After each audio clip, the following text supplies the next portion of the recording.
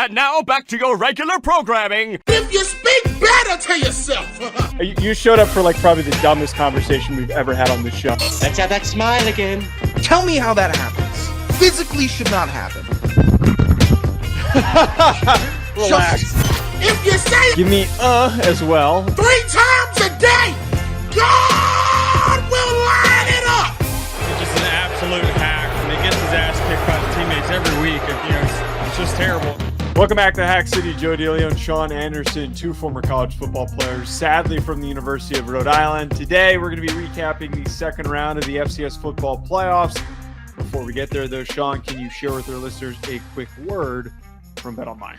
BetOnline, unfortunate to have our company this weekend as the entire apartment was on a heater for college football and They took my money. NFL. They continue to be the world's most trusted betting platform, your number one source for online betting. If I'm going to get taunted in a group chat where everybody sends our bets for sending them in late or for missing bets, and I send in my winners trying to give a little get back, you're going to hear it. I'm not going to have to deal with any posthumous bets. You should have sent the ticket earlier. No, you clown me for my losses. You're going to have to suffer through my wins. That's how I've been operating this weekend. Good. With the largest selection of odds on anything from football, NBA, college basketball, NHL, UFC. If you have toxic discourse with all your hometown friends and you're winning bets, send them to them. Show them the BetOnline ticket. Head to BetOnline today. And don't forget to use promo code BELIEVE for your welcome bonus on your first deposit. BetOnline, the game starts here. So, of course, we have to start by recognizing the fact that our team lost. Brody, 10 points to Mercer's 17. This was a really entertaining defensive bout between these two teams. I really like the fan angle that I want to just get out of the way. It's really frustrating that Hunter Helms was playing quarterback. If they had Farrell in there, I really do question. Actually, they would have won. They would have won. The fan leaving the conversation after that just random throw out. Hard-fought defensive battle. Mercer's defense is legit. The 25-yard interception return from Miles Redding was huge. Late in the game, Whit Neubauer had a 4-yard touchdown pass in the fourth quarter that gave him a lead in this very close back-and-forth fight where both teams were getting sacks and turnovers and were just chipping away at one another. This was not your conventional modern football game that people get super juiced up for. This is no EWU versus Montana. No, this is two teams bludgeoning each other until the final whistle. So I got to give credit to Rhodey for fighting and got to give credit to Mercer for their defense playing up to the expectation that we know that they are so talented and so elite. I'd be curious to see how that carries over and if they could maybe pull one out this coming game. I think they've got North Dakota State coming up off the top of my head. But the interceptions for Helms, the final bit, he's thrown 7 this season. He hasn't played that many games. I'm out of words, Sean. I'm out of words. Fan hat, super proud of the team and the program. It was a very fun run this year. Disappointed, or not disappointed, bummed is how I'm going to phrase it with my fan hat on. Really wanted the fellas to go deep. It is what it is. And fan hat off, they ran into an unconventionally good Mercer team. Like Mercer was good last year, but Mercer was up and down last year, and there was some healthy discourse of how good they were. This year, Mercer let you know how good they were in the first couple weeks, and they stayed on track. Not typical for the coverage of Mercer since we started doing this show. So let the chips fall where they lie. It's tough. Mercer was a really good team. We knew that earlier in the year. Was not hoping, but wondering if there would be any slip up, like when they had the 2 back-to-back games where they allowed 30 points. Didn't happen. They still have a really good defense. URI's defense did everything they could. Just a bummer. The URI ground game just couldn't, or it just couldn't match up. They had under 50 rush yards. I'd wager if I'd done any prep to say that's probably the lowest amount of rush yardage they've had all year against an FCS opponent. So it's a really good team that Mercer has. So hats off to them. That is a good win. Well, another really good team. Heck of a transition there, Joe. South Dakota State 35 to Montana's 18. What do you know? He started the game. And guess what? 2 interceptions, including one at the goal line to Tucker Large. Man, we got tagged in this one quite a bit. A lot of fans. And then here's the craziest part. My man Logan Fife didn't even wait a hot second to hop in the transfer portal. He said That drama on the sideline from the Portland State game, that was real drama. Yeah. I don't care what anyone says. He's pissed. He didn't want to be there. He said, screw this. I'm the guy who needed to have been leading this team. I don't know if Fife would have actually helped them beat South Dakota State because South Dakota State is just so freaking tough to stop. The lead at one point was 35-3 and then 160 yards on 2 drives for Montana. Kind of brought this thing a little bit together, a little bit closer, but we knew at the end of the day that the Jackrabbits are the juggernaut that they always are. Mark Johnson, huge game. Mark Gronowski had a steady performance, 12 of 16 for 151 yards and 2 passing and rushing touchdowns, if I am reading that correctly. Yep. Big day for the Jackrabbits, momentum builder. It's tough to see the Grizz go out like that. Yeah, there's a ton here. I'll lead in. Gronowski did exactly what we said he needed to do, and that is manage the game. You have to be near perfect. He was near perfect. That's about as close as you can get. 4 incompletions, 4 touchdowns. Spectacular. Keep on that pace, and I don't know if anybody stops South Dakota State. Honestly, that's just how they're built. The defense is filthy, suffocating. Montana has star players, and they were shut down. The Montana run game was shut down. And on the Fife Ayat deal, I get it for Fife. Like, this is one that we've tracked all year. I guess he's got 1 year of eligibility remaining. It's real. That beef that they had on the sideline had to be real because you're getting jerked around all season. Yeah. And you're the guy winning a ton of games. You're the guy that's moving the offense. And according to the tweets, he appeared healthy in pregame and he just didn't play. That's a really weird situation that they had there. And I think Ayat could bloom into being a very good FCS quarterback. He's got the athleticism. He's shown some very good flashes this season. I'm not trying to knock Ayat, but in this situation, you have to go with you just have to go with the trusted hand. You have to go with the veteran that is actually gotten you wins this year.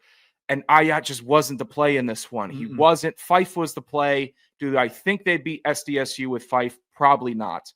But it's not 35-3, and we're crawling back with a couple garbage time touchdowns. I genuinely don't believe that.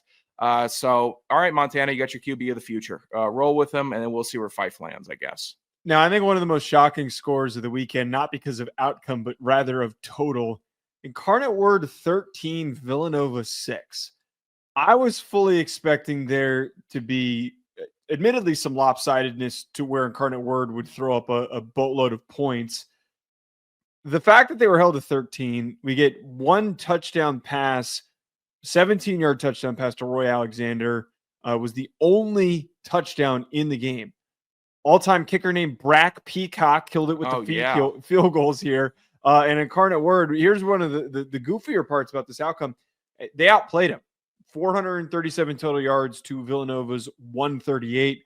They just couldn't finish. They couldn't finish in the red zone, and that was what gave us this final result. I'd be curious to see if Incarnate Word has some of those same woes because Villanova's defense didn't really scream elite, unstoppable, impenetrable all season long. No, the score is so weird for when you look at the game. Incarnate Word, their offense, a decent day. It's fine. If you're telling me Incarnate Word's going to have 255 rush yards, 182 pass yards, say, okay, it's a little down. I would have flipped them in my mind. Thought Calzada would have thrown for more. Mm-hmm. It is what it is. It's the playoffs. Weird stuff happens. They sacked Villanova 3 times. We mentioned that Villanova's offensive line has been terrible. They gave up 8 tackles for loss also. Incarnate Word should have smoked this team. It should have been 30-6. It's just it was a punishment, but that they put on Villanova, but they couldn't separate. And Villanova, lucky enough for Incarnate Word, didn't have a second gear, I guess, to even get in the end zone. I'm fine with Villanova not sticking around. They have been underwhelming for the back half of the season for the most part. Incarnate Word, I'm thinking this could be a fun team for the playoffs. I want them to be a high-flying offense that can put up some points and provide some challenge. This is a little weird, though. How do you transition from 13 points against Villanova to your next round matchup against South Dakota State, where you're likely going to be putting up 13 points again, if we're being honest? And is the defense going to keep them to 13? Who knows? They're going to have to figure something out pretty quickly in the upcoming week to see how they can actually move the ball into the end zone better. Breaking news. Montana State's a good football team. 49-17 against who? Martin, UT Martin. They didn't show up to play in this game. We know that Malot's a dude, 22 of 25 for 300 yards, 4 touchdowns. Scott Tree Humphrey, dog on the ground, 100 yards and a touchdown. This is one of those ones where you kind of just, what do we really need to analyze here? What is there really to talk about? Yeah. Bobcats kicked the shit out of a team that, good for them. They made the playoff. This is the real game that you're going to face UT Martin. Congratulations. You got to say that you made it this far. Montana State is the real team that's going on a playoff run. Yeah, Montana State had UT Martin Scorsese on Shutter Island with no means off. I think our listeners can agree that needs to stop, and you need to leave those things to me. I do a little more nuance. Oh, I feel dirty. You should feel dirty. My hands are sweating. That's not good. Yeah. Sorry, everybody. Uncomfortable. I am uncomfortable. This Montana State team is so freaking good. What are you going to say? What are the apologies that you could have? I'm sorry, UT Martin. You ran into the buzzsaw. That was the draw. You're the sacrificial lamb to the unwavering beast that is the Montana State Bobcats. And it's never what you think it's going to be with them either. You think, all right, it's Montana State. They're going to run for 400 yards. How about Tommy Malott throwing 22 for 25, 300 yards through the air, and 4 passing touchdowns? I checked that total.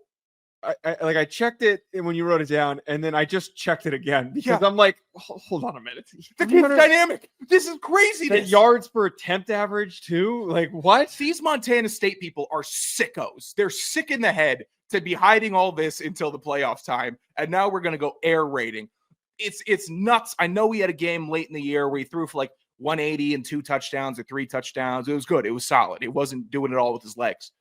But now we're uncorking that Tommy Malott's got a laser cannon on his shoulder and that we can move the ball through the air also. What? No, it's just nasty work that they're doing at Montana State. I mean, good God.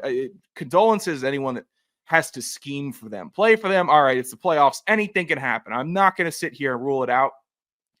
But if you're Idaho next week, what's your key, A1 key that you're better play worried damn about? good defense, Dude. That just like the most simple, basic football analysis. You better play damn good defense.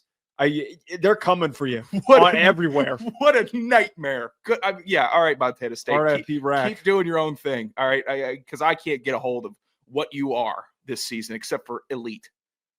The Grimace Conference showed up for these next 2 scores and reminded everybody that they're legit. The Grimace Conference teams, we're coming. We're coming for you guys. Hey, this is a message. Yeah, this is a message. We didn't win the games, but we're here for you. We're coming for your neck. We're coming. This is a shot. You know, it's the little guy on the yard, and you're kind of thinking, oh, nothing's gonna happen here. Bam, right in the neck. Both of these. ACU 31. North Dakota State 51. But here's where it gets interesting.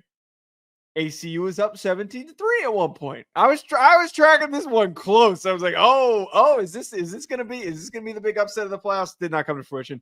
Abilene Christian took a 17-3 lead with a 13-yard touchdown pass from Maverick MacGyver, and then a 70-yard run by Sam Hicks, as well as Vase, their kicker, hit a 29-yard field goal early in the second quarter. But the Bison, we know what they do. They chip away. They grind you down. And Grimace, he was turned into a hamburger. Jackson Williams had an 100-yard kickoff return that sparked a run of 31 consecutive points. And the North Dakota State iced it on the pick 6. It's just, oh, God. 31 unanswered. Yeah. You guys were doing so good. Mm-hmm. I'm proud of you, but like, what the fuck? You know what? This is a league office that's going to tell you how we feel. All right. You got to get used to it. But, when you're doing good, we're going to shine the light on you. ACU, very fun year for the FCS, giving us a new participant that was exciting. Maverick MacGyver, fantastic year. I was glad to see him play. The NDSU defense did not care. They intercepted him twice, and that you can't do against North Dakota State. Sam Hicks, fantastic end of the year. Way to close it out, pal. 153-2 in this game. Great. But North Dakota State, it's just, I don't know. I don't know how to compare it. It's like playing, I know people always equate it to Mike Tyson's Punch Out, where you just have to grind and grind and grind, and there's always a harder boxer that you have to face that's been there. And North Dakota State is the harder boxer that's been there. They just have it in their blood at this point to not lose first, second, third round football games. It's ingrained in them. It is a culture of at least getting one. We're going to get one on you. That's what the fans have come to expect from this NDSU squad. And you know what? There's teams that can give them a real fight, and there's real excitement that you can get. But goodness, I mean, it's just got to be impossible rolling against North Dakota State in that playoff game. South Dakota showed resilience against our other Grimace Conference representative, 42-31. This one was really exciting. It was back and forth. It was seesawish. There was a lot of scoring in this matchup, which is not surprising from Tarleton, who can be super productive. Victor Gabalis, 22 of 31, 379 yards, 4 touchdowns, but he had 3 picks. That seems to be what was the biggest deciding factor, because that set up a lot of points here for South Dakota to close this thing out and put up the 42 that they did. Travis Thies and Charles Pierre combined for 210 and 3 scores. And then where the real final, I guess, nail in the coffin is South Dakota went on a run of 21-3 in the fourth quarter that just truly, truly decided this thing. Not a lot that you can do when you're throwing 3 picks, and they finished that strong in the fourth quarter. Here's the good part about South Dakota here. Condolences to Grimace League participant Tarleton. Good year. Way to represent. Appreciate you coming out. Let's be a little less goofy next year. But again, good year, solid year. South Dakota should be getting a little more hype because they have not slowed down on that run game all season. And Thies and Charles Pierre have to be a major concern for upcoming rounds in these playoffs, because if you can run the rock consistently, that changes everything. You're not some trickster offense. You're not a scheme that we haven't seen before. It is meat and potatoes, mash you in the freaking neck, forearm under the chin strap. You're in for a long day, because we got 2 dudes that can tote that thing. And you know what? Again, I'll keep on walking it back. South Dakota, I thought I nailed your ceiling. I was wrong. This is a big win, huge win. Tarleton's not. I was the only one who was hyping him up, by the way. Tarleton, not a slouch, and that's a big one. You know what? You were able to rally in the fourth. Impressive. I am impressed with South Dakota and what they have done this year. UC Davis was awfully impressive, 42-10 over Illinois State. We even got a shot at the voters for the Walter Payton Award. Oh, wait a minute, that's us. I forget if it was about. I think it was about Lan Larison that he took the shot about how he wasn't in the. This is terrible referencing of me. Hey, I had Lan on in my top yeah, I had 5. him in there too. I've been talking. I did too. I've spoken about Lan Larison every week this season. I have. Like, give Hack City a break here. Yeah, give us a break. We're supporters of UC Davis. This thing was an ass whooping front and back. Lan Larison, 22, 104, 3 touchdowns. I believe he had all 3 of those touchdowns in the first half, which was insane. 3 receptions for 87 yards as well. And then Miles Hastings did Miles Hastings things, 25 of 33 for 403 and 3 touchdowns. Holy freaking moly. This is just like the Montana State treatment here. Like, what is there to analyze? Illinois State, thanks for showing up. You can go home now. Yeah. James Robinson, well, you better call him up. Oh, what a pull. There we go. Yeah, sorry to the Fighting Kwames. You guys had a very underrated year, but UC Davis is like a machine. It feels like they're so calculated, and they know that they can beat you every time their offense is on the field, and they know they can score if they just do 1 or 2 things. And more often than not, they do those 1 or 2 things, which is give Miles Hastings, 3 seconds in the pocket, or give Lan Larison, half a yard of wiggle room, and then they can get first downs and they can just pick you apart. It's a freaky offense, two very talented players. The defense continuously shows up, unsung heroes.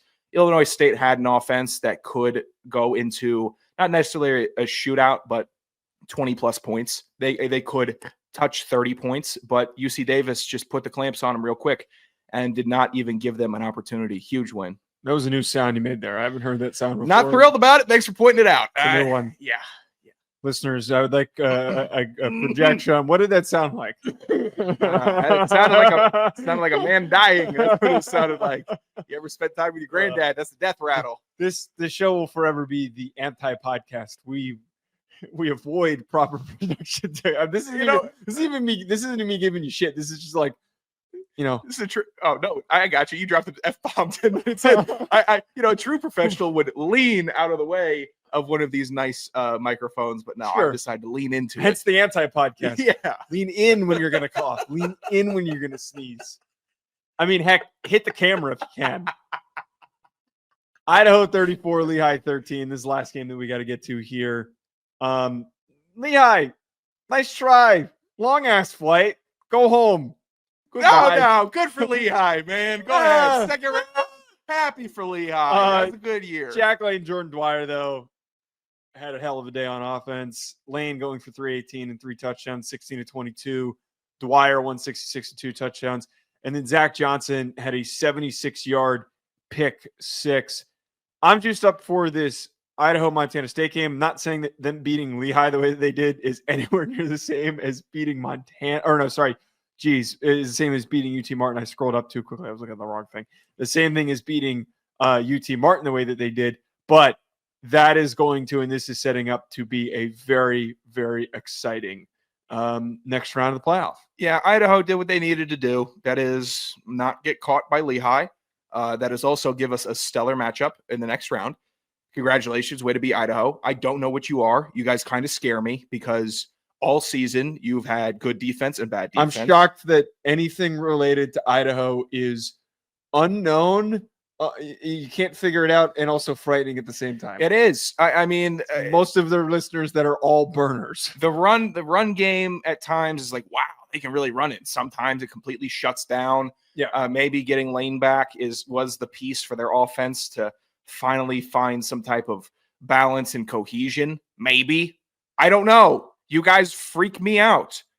All the I love this descriptor. I really love this descriptor of being freaked out by them. I don't know. It's a great way of describing them. Because they're good. They're a good football team, and they've got a ton of really good the players. Football team freaks us out because they're good and they're competitive, but then what they represent also freaks us out just because of what they are. We've got a little too, I'll wear that. We got a little too deep, I think, with some Idaho. Yeah. Excited for the next round. I think it'll be fun. Thanks for coming out, Lehigh. Yeah, thanks for coming out, Lehigh. Not everyone can survive the liminal space that is the Kibbe Dome, but Jack Lane's performance and his return to the lineup, I think, is really sparking them down the stretch late here. And that was what, like, the big question that we all asked when they played that close game against Oregon was like how much are they going to miss Jack Lane? How much is having Jack Lane going to be important for them? I think that this, again, I'm not saying that they're going to upset Montana State, but I think that it certainly sparks some sort of momentum to keep that game close and maybe shock people. It's good to see that they have not dropped under 30 points in their last 7 games. 6 games. Pardon me. That's good. The offense is definitely rolling. They're finding their balance. The last time that they didn't score over 30 points in a game against Montana State, where they put up 7 points. So maybe we'll try to double that in this next matchup.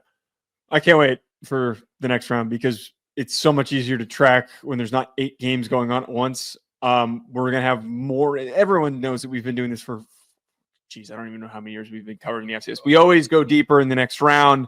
The analysis is much more intriguing because we're also not talking about some of these slappy teams. We're talking about the real dogs that came to fight. Do we only have, by the way, we didn't have any unseeded teams that advanced, right? No, all seeds. It was just about how we've been talking, how it was all year, where it's The classes of the FCS were separated since just about week 1. No unseeded teams advanced. That is there was 1 to 3 rarity, and then there was 3 to 10, and then a couple outliers, and that's how it shook out. Wow. I don't know. There weren't any dark horses this year. Not even close. Also, I appreciate the fact that when I was typing in FCS bracket, I said it out loud. At Joe DeLeone, yeah, it's late. At Joe DeLeone, at Sanderson Radio, at Hack City Pod. We'll talk to you folks later. Enjoy the rest of your week.